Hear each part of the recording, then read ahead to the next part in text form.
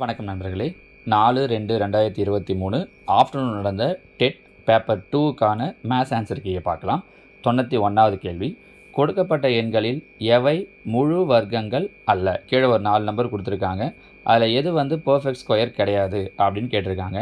169 அப்படிங்கிறது 13ஓட ஸ்கொயர், 1024 அப்படிங்கிறது 32ஓட ஸ்கொயர், 1521 பார்த்தோன்னா கூட 39ஓட ஸ்கொயர். அப்போ எது மட்டும்தான் ஸ்கொயர் நம்பர் கிடையாது அப்படின்னா 553. So answer B.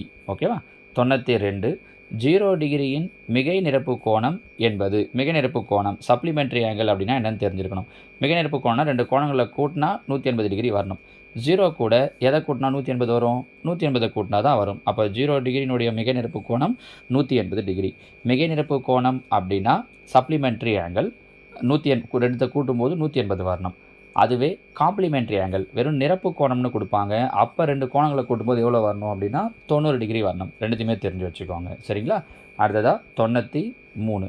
பின்வருவனவற்றுள் எந்த அளவை ஒரு பரவல் அளவை அல்ல? இந்த இடத்துல நமக்கு 2 விஷயம் தெரிஞ்சிருக்கணும். ஒன்று என்ன அப்படின்னு சொல்லி பார்த்தீங்கன்னா பரவல் அளவை, இன்னொன்று பார்த்தோம் அப்படின்னா மையப்போக்கு அளவை, சென்ட்ரல் டெண்டன்சி அப்படின்னு சொல்லுவாங்க. மையப்போக்கு அளவை, பரவல் அளவை. மையப்போக்கு அளவை அப்படிங்கிறது மீன், மீடியன், மோடு, அதாவது சராசரி, இடைநிலை, முகடு சொல்கிறோம் பாருங்கள். இது மூணும் என்னன்னு சொல்லுவோம்னா மையப்போக்கு அளவை அப்படின்னு சொல்லுவோம்.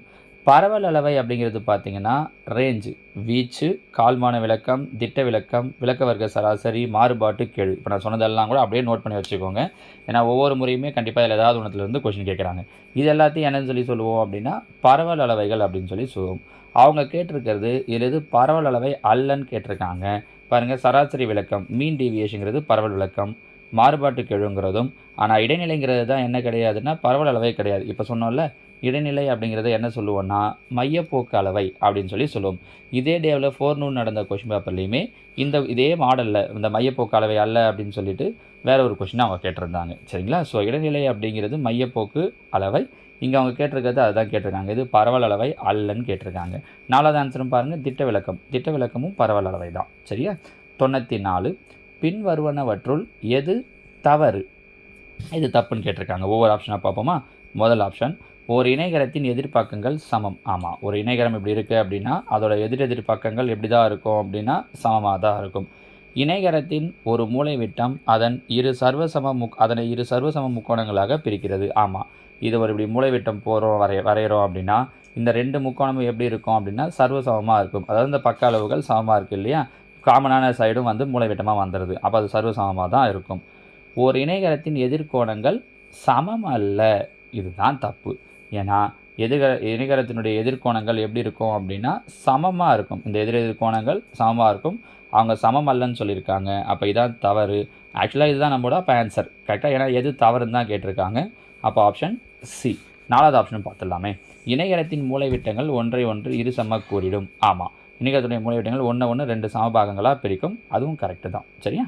அடுத்ததாக 95. ஒரு டிராக்டர் வண்டி சக்கரத்தின் ஆரம் 56 சென்டிமீட்டர் எனில் அது 10 முறை சுற்றும்போது கடக்கும் தொலைவை காண்க. அப்போ சுற்றளவு கண்டுபிடிக்கணும். சுற்றளவுக்கான ஃபார்முலா 2πr. அப்போ 2 இன்ட்டு பையுடைய வேல்யூ 22/7 இன்ட்டு ஆர் எவ்வளோ கொடுத்துருக்காங்கன்னா 56 இன்ட்டு மொத்தம் எத்தனை முறை சுற்றுது அப்படின்னா 10 முறை சுற்றுது. அதனால் இன்ட்டு 10. கேன்சல் பண்ண முடியுமான்னு பார்க்குறேன். 1 7 7 8 7 56. அப்போ மீதி இருக்கிற எல்லா நம்பரையும் பெருக்கிறேன் அப்படின்னா 3520ங்கிறது கிடைக்கும். So answer option B, 3520 centimetre. சரியா? 96. ஒரு மகிழுந்தின் விலை 2 ஆண்டுகளுக்கு முன்பு ரூபாய் 2,50,000 இருந்தது. அதன் மதிப்பு ஆண்டுதோறும் 5% வீதம் குறைகிறது எனில் அதன் தற்போதைய மதிப்பு என்ன? இப்போ பாருங்கள், இதை நான் 2 விதமாக ஒன்று சொல்கிறேன். உங்களுக்கு ஷார்ட்கட்டில் எப்படி போகிறதுன்றதையும் சொல்கிறேன், ஃபார்முலா மெத்தட்லையும் சொல்கிறேன்.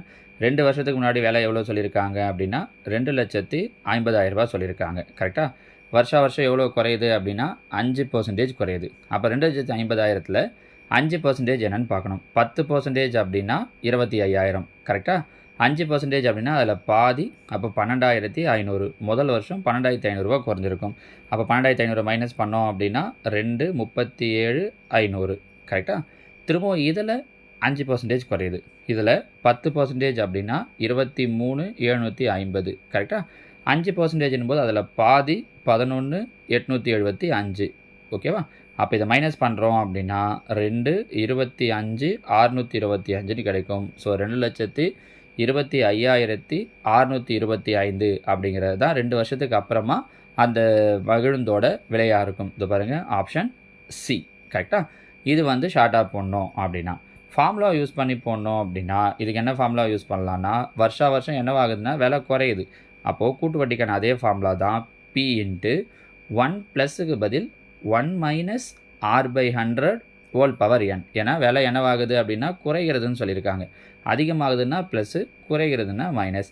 அப்போ பியோட வேல்யூ எவ்வளோ அப்படின்னு சொல்லி பார்த்தீங்கன்னா 2,50,000 இன்ட்டு 1 மைனஸ் ஆர் எவ்வளோன்னு பார்த்தோன்னா 5%. அப்போ 5/100 ஹோல் பவர் 2 வருஷத்துக்கு சொல்லியிருக்காங்க. என்னோட வேல்யூ 2. 100 1 பெருக்குனா 100, 100ல் 5 போயிடுச்சுன்னா 95. அப்போ இதுக்கு பதில் என்ன எழுதிக்கலாம் அப்படின்னா 95/100 ஹோல் ஸ்கொயர் இருக்கிறதால 2 வாட்டி 95/100. 5க்கும் 100க்கும் கேன்சல் பண்ணலாமே சார்னா பண்ணலாம்.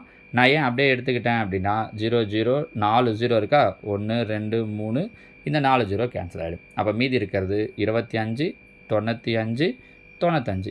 இந்த 3 நம்பரையும் பெருக்கிட்டீங்க அப்படின்னா முடிஞ்சிச்சு. இது இவ்வளோ பெரிய பெருக்கலாக வருன்றதுக்காக நான் முன்னாடி ஷார்ட்கட்டில் போகிறது. இதை பெருக்கினாலும் உங்களுக்கு என்ன தான் ஆன்சர் வரும்னா அதே 2,25,625 தான். சரிங்களா? உங்களுக்கு ஷார்ட்கட்டில் போகிறதுனால ஓகே, ஃபார்முலா யூஸ் பண்ணி போடுவீங்கனாலும் ஓகே தான். அடுத்த ஒரு கொஷின் பாருங்கள். -3, -2 -3, -3 x, 1 -2, y என்பன வரிசையாக எடுத்துக்கொள்ளப்பட்ட இணைகரத்தின் உச்சிகள் எனில் எக்ஸ் மற்றும் ஒய்யின் மதிப்புகளை காண்க. இப்போ இதில் பாருங்கள், மொத்தம் ஒரு 4 பாயிண்ட் கொடுத்துருக்காங்க. அதில் அன்னோன் வேல்யூ XYக்கு கேட்டிருக்காங்க. இணைகரத்துடைய உச்சிகள்னு கொடுத்துருக்காங்க. Vertices of a parallelogram. என்ன பண்ணோன்னா இங்கே பாருங்கள், ஃபஸ்ட்டு புள்ளி 3வது புள்ளி இது ரெண்டும் ஒரு செட்டு. நான் உங்களுக்கு புரியறதுக்காக தனியாக எடுத்து எழுதி காட்டுறேன். -3, -2 x, 1. அதே மாதிரி 2வது 4வது இது ரெண்டும் ஒரு செட்டு. 2வது என்ன புள்ளி இருக்குது, 3, -3 -2, y இது ஒரு செட்டு. சரியா? இப்போது இந்த 2 செட் எடுத்துக்கிட்டோமா, ஒன்றும் இல்லை, இதில் இருக்கிற எக்ஸோட வேல்யூ ஃபஸ்ட்டு 2 புள்ளி எடுத்தோம் இல்லையா நம்ம, அதாவது 1வதையும் 3வதையும், அதில் இருக்கிற எக்ஸோட வேல்யூனா முதல்ல இருக்கிற நம்பர் ரெண்டுத்தையும் ஆட் பண்ணுங்கள். -3 + x.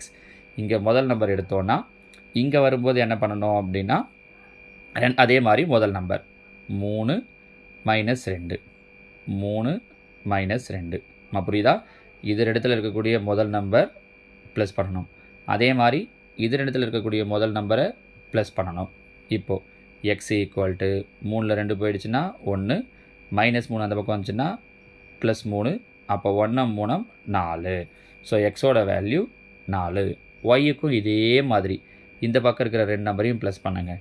-2 + 1 = இந்த பக்கம் இருக்கிற 2 நம்பர் -3 + y. அப்போ பாருங்கள் என்ன கிடைக்கும், -2 +1ன்னா -1, -3 இங்கே வந்துச்சுன்னா +3. அப்போ அந்த பக்கம் என்ன மட்டும் இருக்கும்னா y மட்டும் இருக்கும். 3ல் 1 போயிடுச்சுன்னா 2. ஒய்யோட வேல்யூ 2. எக்ஸுக்கு 4, ஒய்க்கு 2. எங்கே இருக்குது? தோ ஆப்ஷன் ஏ. இவ்வளோதாம்மா. இது மெத்தடாக போடும்போது அதோட மிட் பாயிண்ட்டு அப்படி இப்படின்னு ஏகப்பட்ட விஷயங்கள் இருக்குது.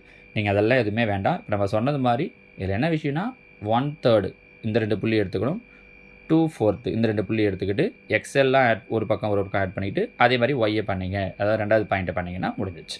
சரிங்களா? அடுத்ததாக 98. ஒரு புள்ளியில் எக்ஸ், 2x, 3x, 4x மற்றும் 5x ஆகிய கோணங்கள் அமைந்துள்ளன எனில் மிகச்சிறிய கோணத்தின் மதிப்பை காண்க.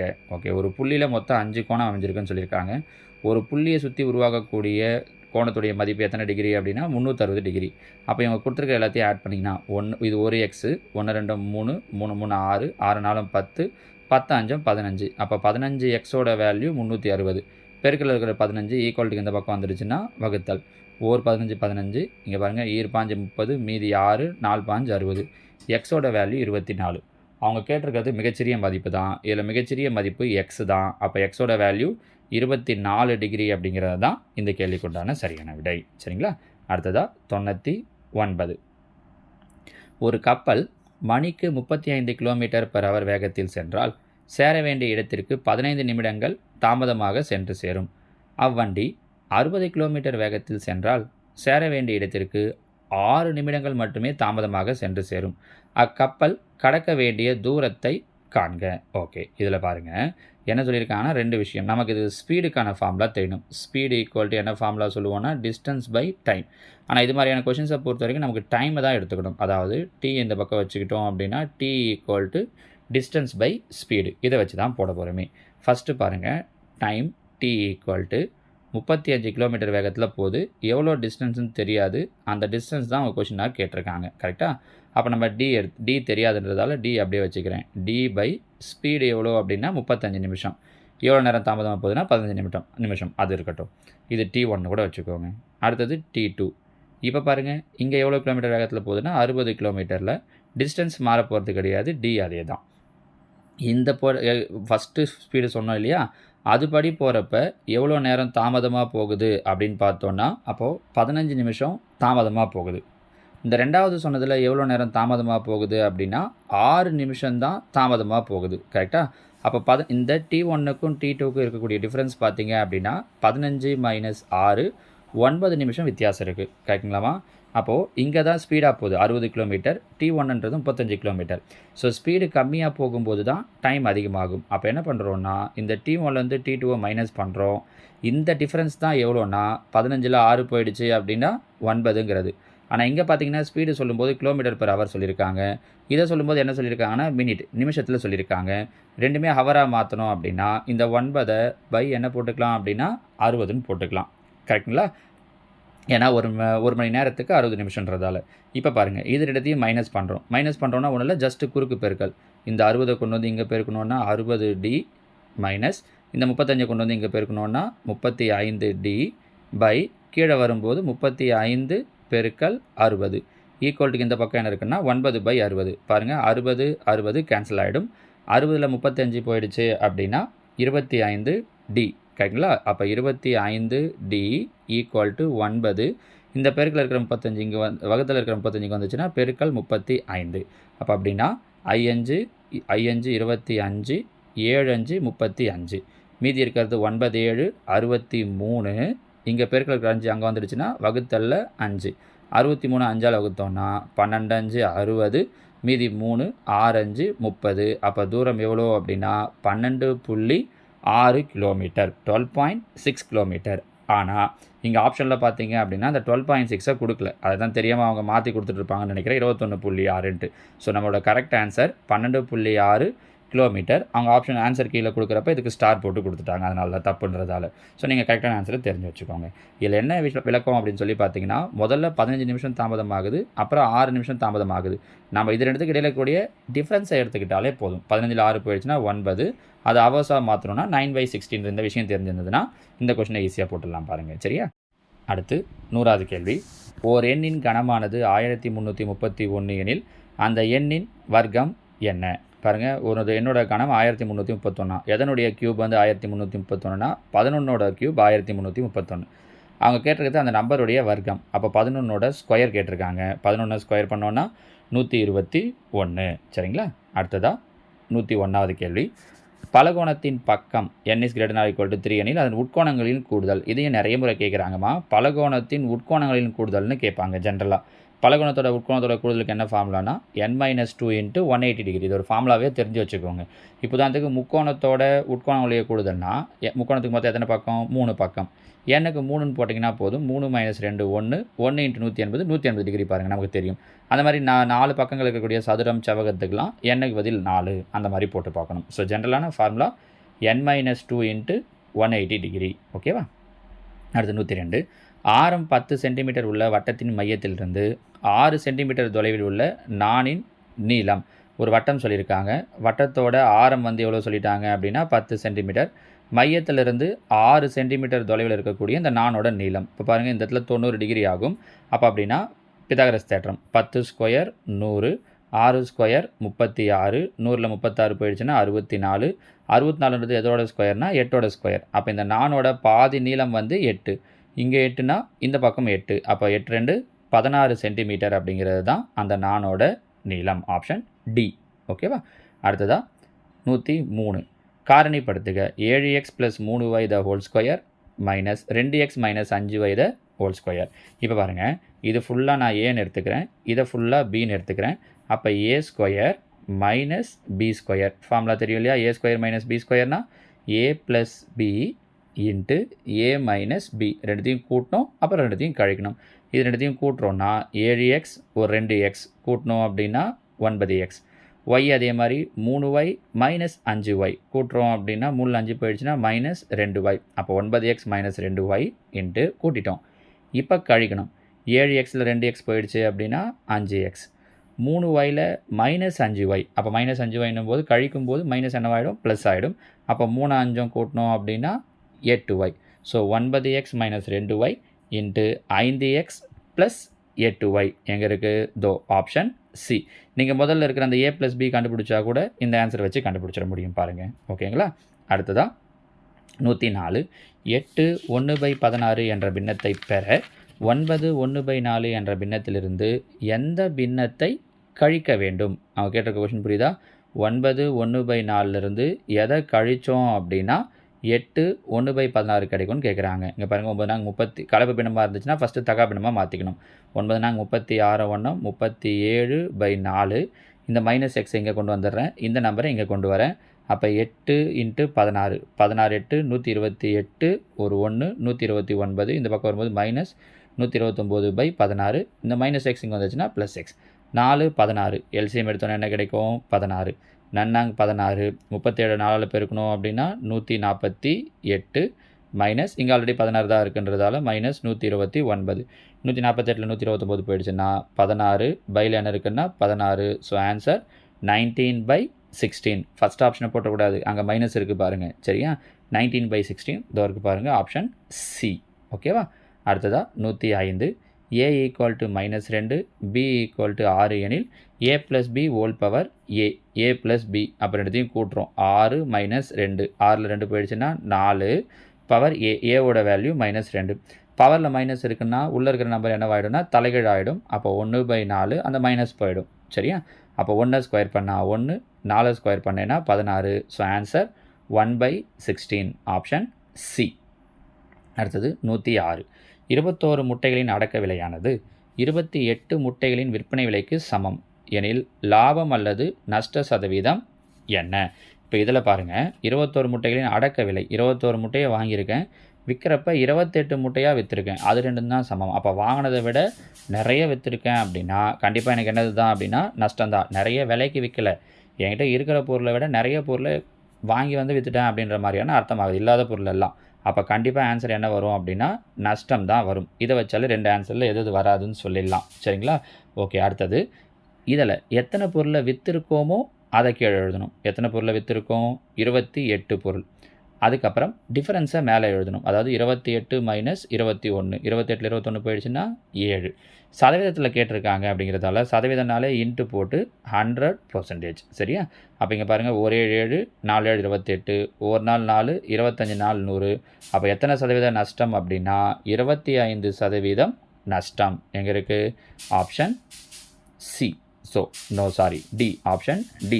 நஷ்டம் 25%. பி சி வந்து லாபம் 25%. லாபம் கிடையாது, நஷ்டம். சரிங்களா? அடுத்ததாக ஏ மற்றும் பி ஆகிய இருவரும் இணைந்து ஒரு வேலையை 20 நாட்களில் முடிப்பர். ஏ தனியே 60 நாட்களில் முடிப்பார் எனில் பி தனியே அந்த வேலையை எத்தனை நாட்களில் முடிப்பார்? ஏற்கனவே நம்ம டைம் அண்ட் ஒர்க்குக்கு 2 வீடியோஸ் போட்டிருக்கோம் பாருங்கள், அதில் இதை பற்றி எல்லாம் சொல்லியிருக்கோம்.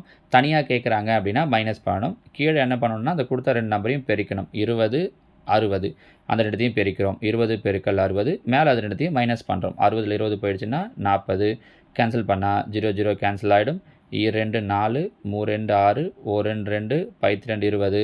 அப்போ 10 பெருக்கல் 3 1/30 தலைகீழாக எழுதணும்னா 30/1.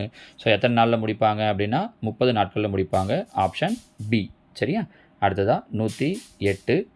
கீழ்காணும் தரவுகளின் இடைநிலை அளவு 24 எனில் எக்ஸின் மதிப்பு காண்க. இதை கவனிச்சுக்கோங்க, இது ஒரு பெரிய கொஷின் தான். ஆனால் ஒரு ஃபார்முலா தெரிஞ்சிடுச்சு அப்படின்னா டக்குன்னு போட்டுடலாம். இடைநிலை அளவு கொடுத்துட்டாங்க. இப்போ பாருங்களேன், இவங்க பிரிவு இடைவெளி கொடுத்துருக்காங்க. 0 to 10, 10 to 20, 20 to 30, 30 to 40, 40 to 50. இடைநிலை 24னா 24 எங்கே வரும்? 20க்கும் 30க்கும் நடுவில். ஸோ இந்த இடத்துல வரும். சரியா? நான் ஃபார்முலாவை சொல்லிடுறேன், அதுக்கப்புறம் எப்படி போடுறது அப்படிங்கிறத சொல்கிறேன். இடைநிலை கண்டுபிடிக்கிறதுக்கான ஃபார்முலா என்ன அப்படின்னா மீடியன் இங்கிலீஷ் சொல்லுவாங்க. இடைநிலை equal to L plus n/2 minus CF divided by F into C இதான் இடைநிலை கண்டுபிடிக்கிறதுக்கான ஃபார்முலா. ஒவ்வொன்றா சொல்கிறேன் பாருங்கள். இடைநிலை அவங்க என்ன சொல்லிட்டாங்கன்னா 24 ஈக்குவல் டு எல். அவங்க கொடுத்த நம்பர் எதில் வருதுன்னு கண்டுபிடிச்சிட்டோம் இல்லையா, இந்த இடத்துல வருதுன்ட்டுன்னு 24ன்றது எல்லுன்றது அதில் சின்ன நம்பர் சரியா. எல்லோடைய வேல்யூ 20 கரெக்டாக. அப்போ எல்லோட வேல்யூ 20, அந்த ரேஞ்சில் எது சின்னதோ அது சரியா. அப்போ 20 ப்ளஸ் n/2. n/2னா இது மொத்தத்தையும் ஆட் பண்ணி 2ஆல் டிவைட் பண்ணுறது பாருங்கள். 6 ஒரு 24, 6 24 30, 46 ஒரு 9 55. இது இல்லாமல் என்ன இருக்குன்னா ஒரு எக்ஸ் இருக்குது.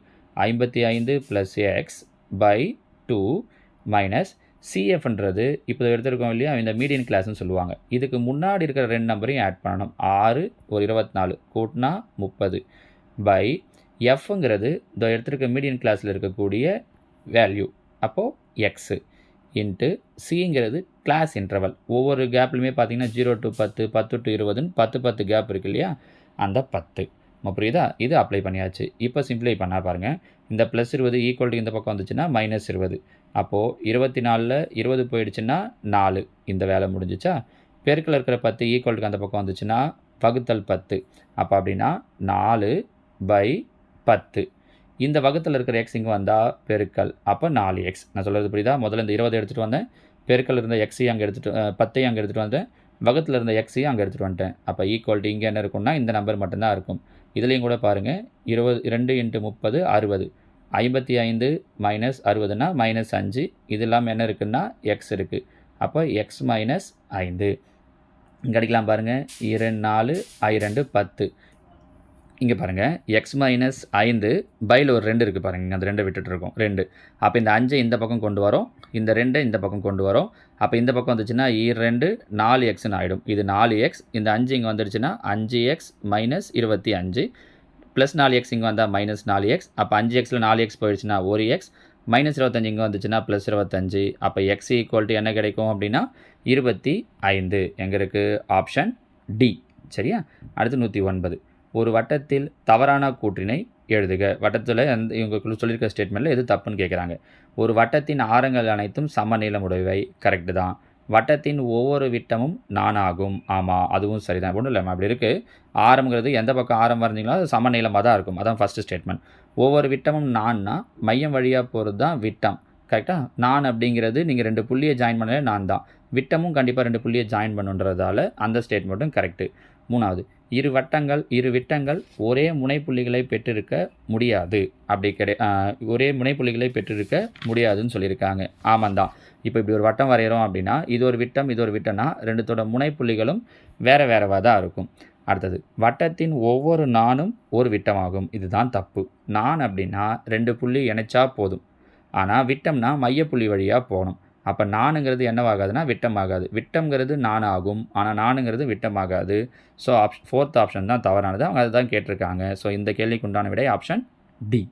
110. 1356 படைப்பயிற்சி மாணவர்கள் சதுர வடிவில் அணிவகுப்பு செய்ய விரும்பினர். மேலும் எத்தனை பயிற்சி மாணவர்கள் கூடுதலாக தேவை? ஒன்றும் இல்லை, 1536 கூட கீழே இருக்கிற நம்பரில் எந்த நம்பரை சேர்த்தா அது ஒரு ஸ்கொயர் நம்பராக வரும்னு கேட்குறாங்க. சதுர வடிவம்ன்றது ஸ்கொயர் நம்பர் தான்.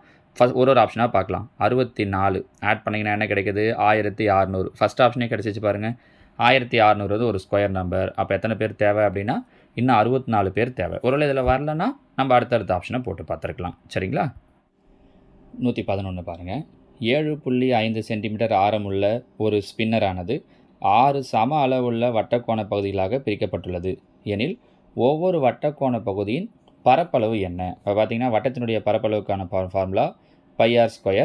இது 6 பாகமாக பிரிச்சுருக்குங்கிறதால பையில் 6. அப்போ பையுடைய வேல்யூ 22/7 இன்ட்டு r². ஆரம் தான் எவ்வளோ கொடுத்துருக்காங்கன்னா 7.5 இன்ட்டு 7.5 பை மொத்தம் 6 பாகன்றதால டிவைடில் 6. கேன்சல் பண்ண முடியும்னா பண்ணுங்கள். 11 2 22 3 2 6 1 3 3 2 3 6 .5 15. அப்போது 11 இன்ட்டு 2.5 இன்ட்டு 7.5 இது 3த்தையும் பெருக்கிறோம். இது 3த்தையும் பெருக்கணும் அப்படின்னா நமக்கு என்ன கிடைக்கும் அப்படின்னா 206.25ன்னு கிடைக்கும். டிவைடில் என்ன இருக்குன்னா 7. அப்போ 7ஆல் வகுத்தோம் அப்படின்னா 29.466ன்னு போய்கிட்டே இருக்கும். ஸோ 29.46 சதுர சென்டிமீட்டர் அப்படிங்கிறது தான் இதனுடைய பரப்பளவு. சரிங்களா. அடுத்ததாக 112 f1 equal to 1, f2 equal to 1, fn equal to fn-1 plus fn-2 எனில் f5. ஒன்றில் முதல் நம்பர் 1, ரெண்டாவது நம்பர் 1. அடுத்த நம்பர் எப்படி வருதுன்னா அதுக்கு முன்னாடி இருக்கிற 2 நம்பர் பாருங்கள், n வேணும்னா n-1 n-2 கூட்டணும். அப்போ அப்படின்னா 1 கூட்டணுன்னா 2, அடுத்து மூணாவது நம்பர் 2, 2 கூட்டணுன்னா 3, 3 கூட்டணுன்னா 5. அவங்க கேட்டிருக்கிறது 5வது நம்பர் 1 2 3 4. அப்போ 5வது நம்பர் என்ன கிடைக்குதுன்னா 5. So option D. ஓகேவா? இரு விகிதமுறு எண்களின் கூடுதல் 4/5 ஆகும். ஓர் எண் 2/15 எனில் மற்றொரு எண்ணை காண்க. 2 நம்பரில் ஒரு நம்பர் கூடுதல் கொடுத்துட்டாங்க, ஒரு நம்பர் கொடுத்துட்டாங்க. அப்போ இன்னொரு நம்பர் வேணும்னா இந்த கூடுதல்லேருந்து அந்த இன்னொரு நம்பரை மைனஸ் பண்ணோம் அப்படின்னா முடிஞ்சிச்சு. ஸோ 5 15 எல்சிஎம் எடுத்தோன்னா 15, 5 3 15, அப்போ 4 3 12 மைனஸ் இங்கே ஓர் 5 5ன்றதால 2 அப்படியே போட்டுக்கலாம். 12ல் 2 போயிடுச்சுன்னா 10, 10/15. 5ஆம் பாட்டில் அடித்தோன்னா 2 10 3 15. So option A 2/3. ஓகேவா? அடுத்ததாக வினாயன் 114. படத்தில் கொடுக்கப்பட்டுள்ள கூட்டு வடிவத்தின் சுற்றளவு 36 சென்டிமீட்டர் எனில் அதன் பக்கம் ஏவை காண்க. இப்போ நல்லா கவனிச்சுக்கோங்க. இது பார்த்தீங்கன்னா ஒரு கால்வட்ட ஷேப். கரெக்டாக?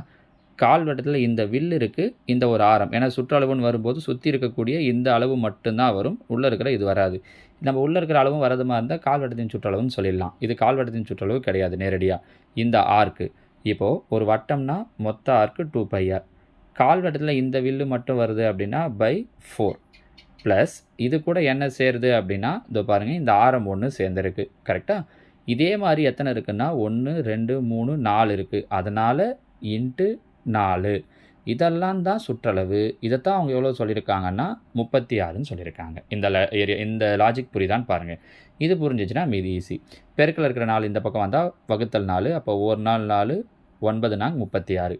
இங்கே எல்சிஎம் எடுத்தோம் அப்படின்னா 4 6ன்னு வரும். அப்போ 2πr ப்ளஸ் 4r.